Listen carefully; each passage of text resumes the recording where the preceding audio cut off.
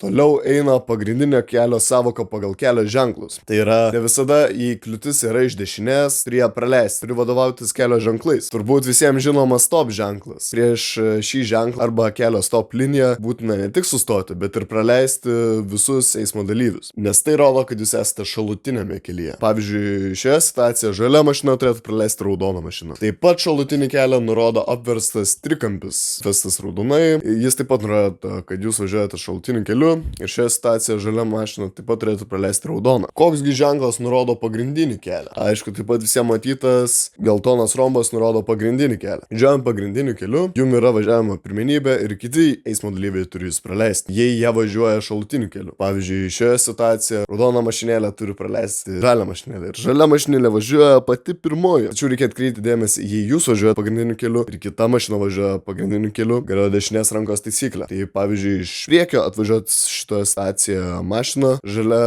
mašina norėtų sukti į kairę, jinai turėtų praleisti iš priekiančio važiuojančią mašiną. Nesvarbu, kad jinai yra pagrindinėme kelyje. Taip pat šioje situacijoje matote tokį tiltuką siaurą, kuriuo gali pravažiuoti tik viena mašina. Ir kaip matote, prie žalią mašiną yra pastatytas mėlynas ženklas, kuris nurodo, kad susiaurėjime būtent žalia mašina turi pirmenybę. Tai pamatys tokį ženklą, reiškia, jūs turite pirmenybę važiuoti per susiaurėjimą. O raudona mašina ant tiltelio stovint šiuo atveju turėtų praleisti ją. Taip pat apvalus ženklas su juoda raudona rodiklėmis nurodo, kad susiaurėjime jūs turite duoti pirmenybę kitom transporto priemonėm. Tai už šioje situacijoje raudonas automobilis pats turi pirmenybę važiuoti, pats pirmas nuvažiuoja, o jį praleidęs žalias tada nuvažiuoja. Taip pat pamiršau paminėti, kad pagrindinis kelias gali turėti kryptį. Pavyzdžiui, šioje situacijoje pagrindinis kelias eina į kairę pusę, o du jo atsišakojimai reiškia šalutinį kelią.